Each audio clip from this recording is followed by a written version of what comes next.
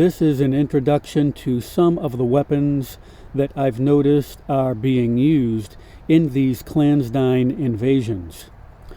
Non-lethal weapons that are recognized by the North Atlantic Treaty Organization and U.S. Department of Defense have also been called strategic immobilizers, pre-lethal weapons, new age weapons, soft kill weapons, neutralizing technology, etc. Although they are intended to incapacitate and deter people while minimizing fatalities, there is no guarantee that they will not cause extreme injury or death. Some non-lethal weapon examples include chemical and biological agents, directed energy weapons, bright lights, malodorants, audible sound, barriers, holographic projections, weather modification, and psychological operations.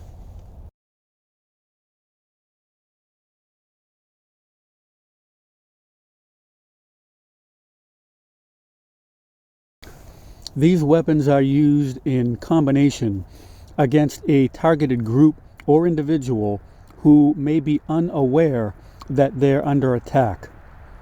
In this documentary, the non-lethal weapons that I focus on include defoliants and other herbicides, bright lights, audible noise, and malodorants. Some of these weapons can be employed in civilian settings, in populated areas, in fact, to target a specific individual or group. Furthermore, some of these weapons and tactics can easily be used for psychological and physical torture that leaves no detectable injury.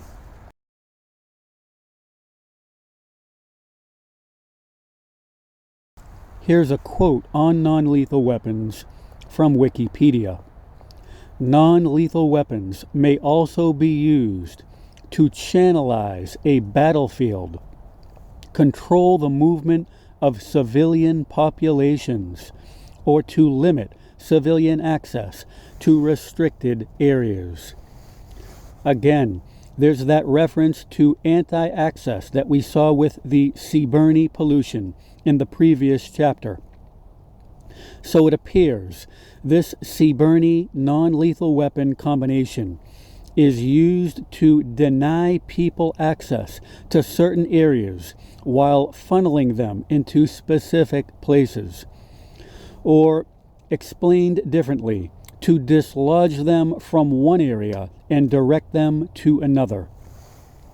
This is something that you may want to keep in mind when observing the effects of environmental disasters and natural resource development projects later in this documentary.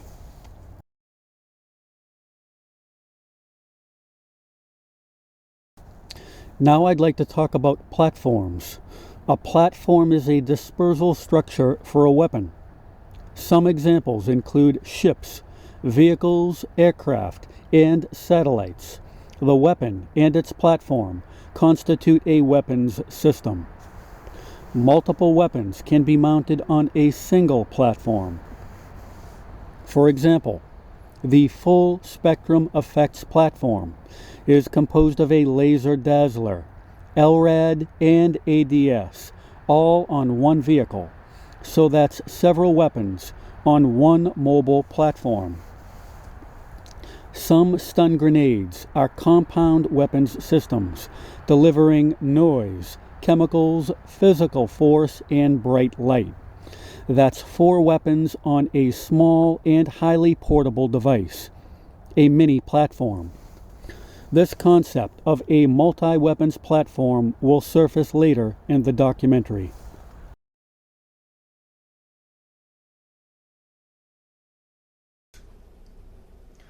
Because I have researched these weapons and have been on the receiving end of them, upon reading reports of environmental disasters, I noticed that they were used against targeted communities.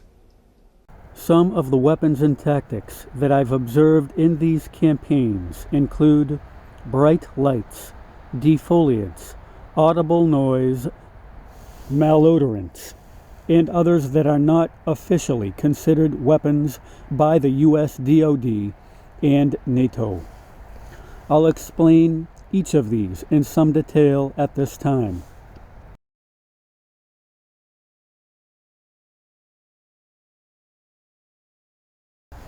Bright light is considered a non-lethal weapon. The use of light as a weapon goes back thousands of years. Flickering lights have been known to cause disorientation and nausea. During World War II, a multi-million candela flickering searchlight was mounted to British tanks in an effort to subdue the enemy.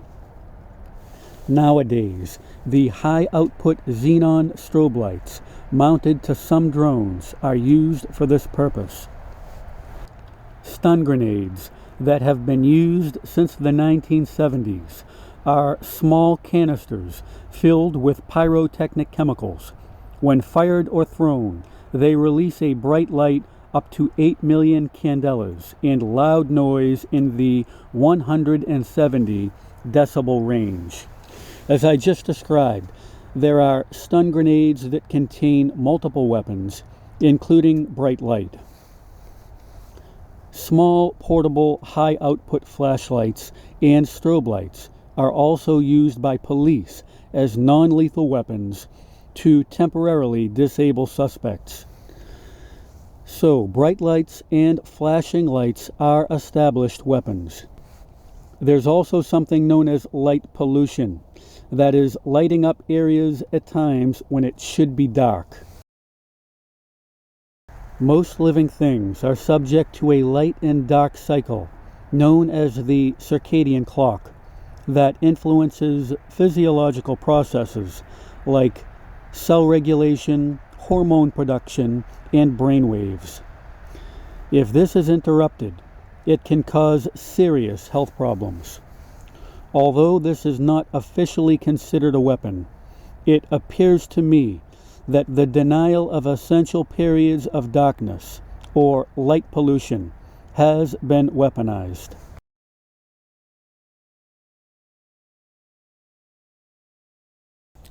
Herbicides are chemicals that kill plants or reduce their growth. They have been used in wars to clear large areas for infrastructure and prevent the enemy from concealing themselves. A defoliant is a type of herbicide that causes plants to lose their leaves. These are commercially available weed killers. They have also been used in warfare to deny the enemy concealment and reduce their food supply. Benzene, a component of crude oil that I'll cover shortly, is a potent herbicide. So crude oil could easily be used to stunt plant growth. Acid rain, resulting from natural gas flaring, is also an effective herbicide. In addition to damaging foliage directly, acid rain lowers pH balance in soil and leaches out essential nutrients, resulting in slower plant growth. Acid rain is known to devastate crops and trees. Crude oil, in its natural liquid form, is an herbicide. Crude oil is also flammable, and if it's burned, it generates acid rain. That's also an herbicide. The benzene emitted from a flare stack and the acid rain that flaring eventually causes are both herbicides. So, among other things, crude oil and flaring fumes are practical herbicides. We'll explore this in more detail later.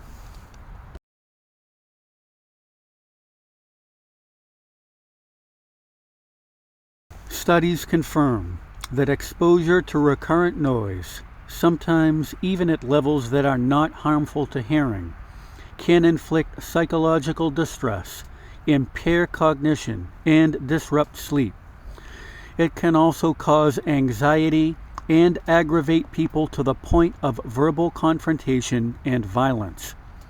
The biological illnesses resulting from chronic noise, known as noise-induced pathology, include hypertension, stroke, heart disease, diabetes, and depleted immune system. Some claim noise can even cause birth defects by stressing the developing fetus that can perceive sound. The most common sources of noise pollution are vehicular traffic, loud music, industrial and construction projects, trains, and aircraft. People living near construction sites have reported heightened annoyance and sleep deprivation from loud engines, beeping, clanking, and hammering, in addition to industrial strength spotlights. Excessive noise will deter people from using an area. You may not be surprised then to find that noise has been employed as a weapon of terror and torture for thousands of years. Noise has been used to psychologically break people. A quote from Fact Magazine, October 2016. Sound has been used throughout history as a way of exerting power and control. Sound has the profound ability to haunt, shock, and terrify, wear the enemy down through prolonged high-volume sound projection, inducing sleep deprivation and fatigue-induced panic. There are many historical examples of weaponized sound that go back to ancient Rome. The effects of noise on people and animals has been carefully studied. NATO and the U.S. DoD consider noise a non-lethal weapon.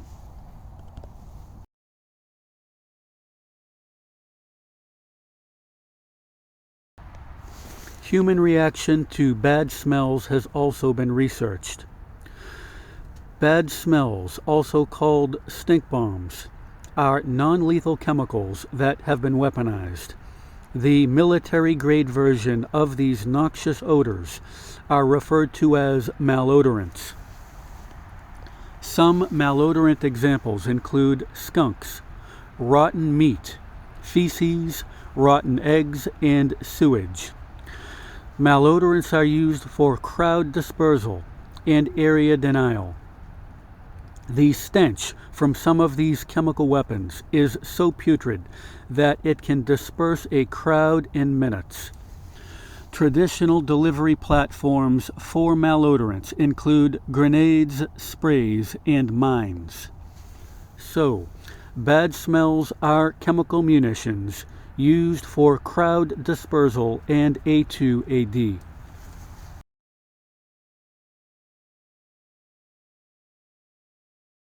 Although I haven't observed any official reports on the use of scenery debasement as a warfare tactic, I thought I'd include it because I think it's part of the A2AD strategy. Visual pollution, or sight pollution, has been defined as something that unnecessarily clutters an area or interferes with a nice view. Things that intrude upon an otherwise pleasant scenery. Some examples of visual pollution include vehicles, trash cans, dumpsters, electrical wires, billboards, graffiti, litter, buildings, landfills, antennas, aircraft, and chemical haze. Basically, sight pollution is the visual disturbance of a landscape by preparing it with things that are repulsive to view. Visual pollution can have significant negative effects on people's mental and biological health. I surmise that sight pollution has been weaponized and combined with confirmed non-lethal weapons to achieve a synergistic area denial effect.